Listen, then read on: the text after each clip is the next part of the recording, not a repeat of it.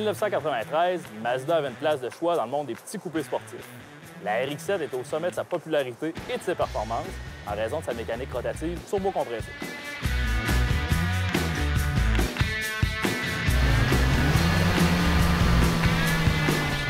La RX-7 est une voiture mythique pour le manufacturier Mazda.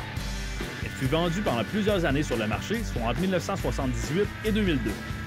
Au fil des 3 générations, la RX-7 avait toujours une particularité principale, son moteur rotatif. Il faut d'ailleurs savoir que Mazda a introduit pour la première fois une motorisation rotative dans un de ses véhicules de série en 1967 avec l'arrivée de la Cosmosport 110S. À l'époque, ce petit bolide avait des airs de famille avec la première génération de la Mazda RX-7. Au fil des ans, les ingénieurs japonais ont continué de raffiner ce type de motorisation et une page d'histoire fut écrite en 1991 lorsqu'ils remportèrent les 24 heures du Mans avec leur fameux sport prototype 787. Bien que les moteurs rotatifs soient principalement reliés aux manufacturiers japonais, on doit cependant leur développement à un ingénieur allemand du nom de Felix Wankel. Après la Première Guerre mondiale, M. Wankel était soucieux de développer un nouveau type de motorisation efficace et peu dispendieux. Après plusieurs années de tests, de recherche et de développement, c'est finalement au début des années 50 que les manufacturiers automobiles commencent à s'intéresser réellement à ce nouveau type de motorisation. Par contre, il faut savoir que depuis leur tout début, les moteurs rotatifs avaient une très mauvaise réputation, surtout au niveau de leur fiabilité et de leur consommation de carburant excessive. Quoi qu'il en soit, lorsque les ingénieurs japonais travaillaient sur les plans d'un petit bolide abordable, capable de concurrencer les Datsun Z et la Porsche 924, leur choix s'arrêtait sur ce type de motorisation. En 1993, la RX-7 était encore munie d'un moteur rotatif, mais cette fois plus puissant que jamais. En effet, grâce à ses 2 turbos, elle développait pas moins de 253 chevaux, des chiffres très impressionnants pour un moteur d'une cylindrée d'à peine 1,3 litres. En raison de ses petites dimensions et de l'utilisation de nombreuses composantes d'aluminium dans sa construction, la RX-7 93 présentait un excellent rapport poids-puissance.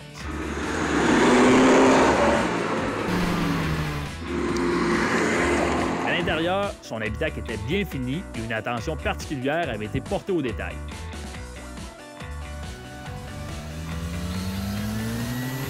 Sur la route, la RX-7 de 3e génération brillait en raison de sa tenue de route impressionnante et son freinage remarquable.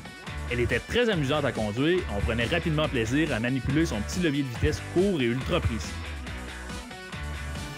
Capable d'excellentes performances, la RX-7 Twin Turbo bouclait le 0-100 km/h en 5,3 secondes et sa vitesse maximale était annoncée à 250 km/h. Très populaire auprès de la génération des tuners automobiles, on a pu apercevoir la RX-7 de 3e génération dans quelques éditions des films Fast and Furious, ainsi que dans les jeux vidéo Forza et Gran Turismo. Son échelle de prix se situait à l'époque entre 45 000 et 50 000 $. Les versions canadiennes sont de plus en plus rares sur le marché et coûtent encore aujourd'hui plus de 25 000 $, une valeur qui risque d'augmenter drastiquement au cours des prochaines années.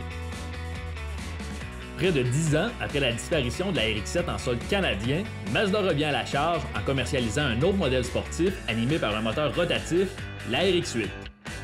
Avec une silhouette nettement plus moderne, une mécanique pouvant tourner jusqu'à 9500 tours minute, le petit coupé sportif japonais affichait une répartition de poids presque parfaite en raison de la position centrale avant de sa motorisation. La RX-8 n'a malheureusement jamais connu un très grand succès commercial et Mazda arrêta de la produire en 2012. Il faut dire qu'encore une fois, la motorisation rotative était pointée du doigt pour son manque de fiabilité et sa grande consommation de carburant. Loin de baisser les bras et à renoncer complètement face à l'utilisation de motorisation rotative dans leur véhicule, Mazda a présenté au Salon de l'Auto de Tokyo l'an dernier un véhicule concept au design très audacieux qui pourrait devenir un modèle de série du nom de RX-9. Les rumeurs nous parlent déjà d'un moteur de 400 chevaux et d'une production qui pourrait débuter aux alentours de 2020. La Mazda RX-7 restera à coup sûr une voiture légendaire pour le manufacturier japonais. La 3e génération est certainement la plus belle et elle est à coup sûr un futur classique.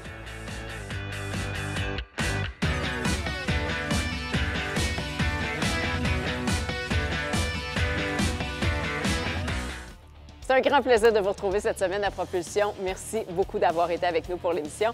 Jacques, la semaine prochaine, on s'en va au New Jersey. On est allé faire l'essai de la toute dernière cuvée de chez Ferrari, la 488. Et après le New Jersey, on vous déménage à la ferme parce que là, on est allé tester le Titan XD. C'est quelque chose. Et notre futur classique, la Prowler, je ne sais pas si vous vous en souvenez, voiture assez particulière. Comment l'oublier, Jacques? Et voilà. Comment l'oublier? Et n'oubliez pas de suivre le Guide de l'auto sur TVA Sport. Merci d'avoir été là. Bye! Salut.